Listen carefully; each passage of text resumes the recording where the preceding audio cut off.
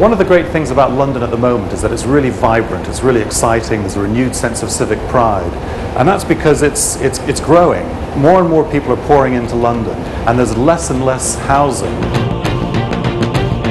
Property prices are soaring, people can't afford to live here anymore, they're being pushed outside of London, it's putting pressure on the green belt, and we've got transportation problems, we've got environmental problems as a result of this. What we have to do as a responsible society is intensify the city. It's got to become more dense, we've got to find more housing in the centre of the city where people want to live and want to work. Sky House is our contribution to that debate.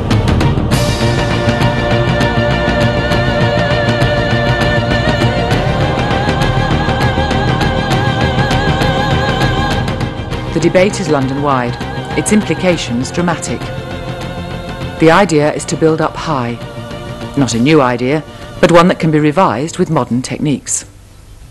What we've done with Sky House is we've taken 3 petals and arranged them around a central space which is empty, but we connect the 3 cores of the petals together to make it a strong shape. But what this means is that it actually looks very, very light, because each one of the petals is a very slender structure and probably wouldn't stand up on its own. But by connecting them together, it becomes a strong shape and you can build quite high, but without losing the sense of delicacy and lightness.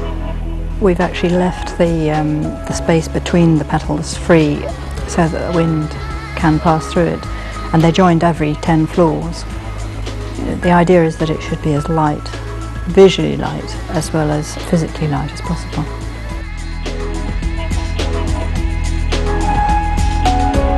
During the 60s and 70s, we built about 3,000 tower blocks in the UK, and most of them are perceived to be problems. Either they were poorly built, or they were poorly maintained, or they became problem estates, basically because the people who moved into them didn't really have much choice in the matter. They might have thought so at the time that they moved in, but they were essentially all from one economic class: cash poor, time rich. What we'd like to do is to get mixed tenure so that it operates more like a normal London street, where you have people that are cash rich, time poor, with people that are cash poor, time rich. That way you have an opportunity for exchange.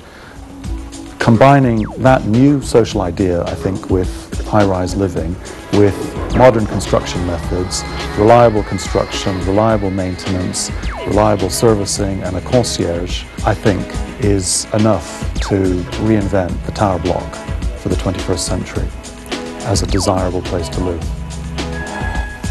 But the plan is not just for one Sky House. There are to be 18. Each one will be different, and combined will accommodate around 14,000 people. Not just a housing development, more a new London quarter.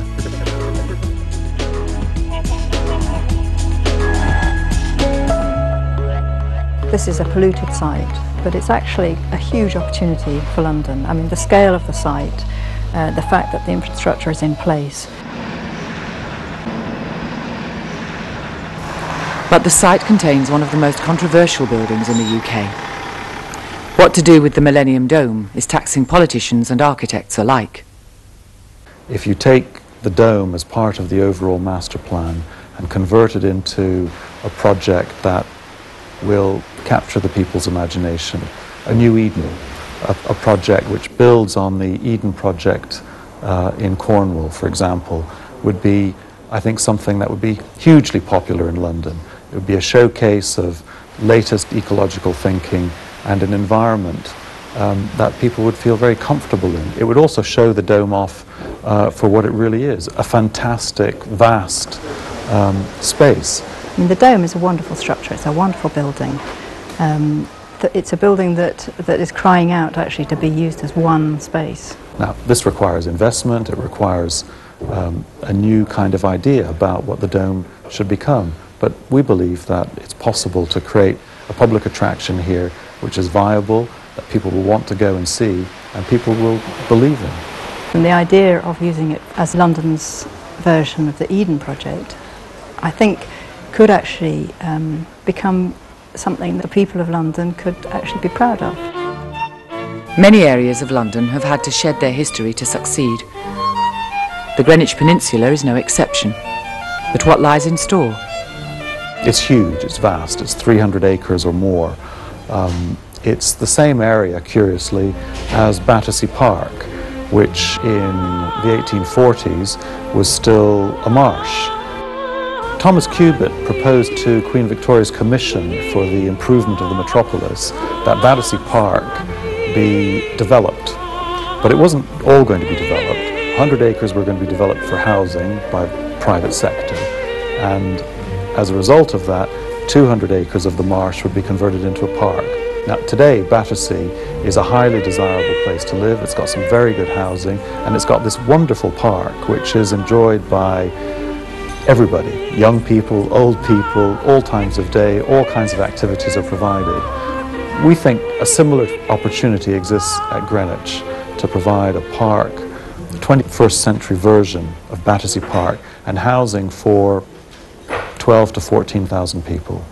I think there's an enormous opportunity on this site to, obviously not to solve London's housing problem, but to actually make a big contribution to solving it.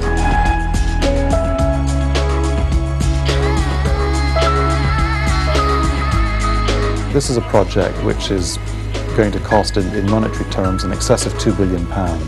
Now that's too large for any single developer, and it's too large for the local authority or for the government.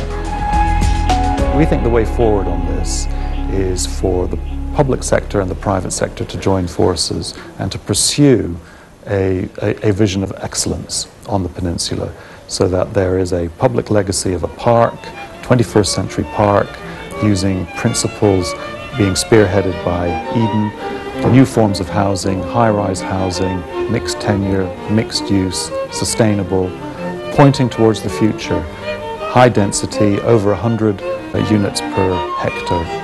And by pooling resources, pooling knowledge and pooling expertise, we think it's possible for this project to take off and to capture people's imagination. Already there is a lot of public support for it. As London expands eastward, the Greenwich Dome and the peninsula will take on greater significance. The Marx Barfield proposal is controversial and can only succeed with the commitment of central government and the private sector working in harmony. It's a challenge worth meeting.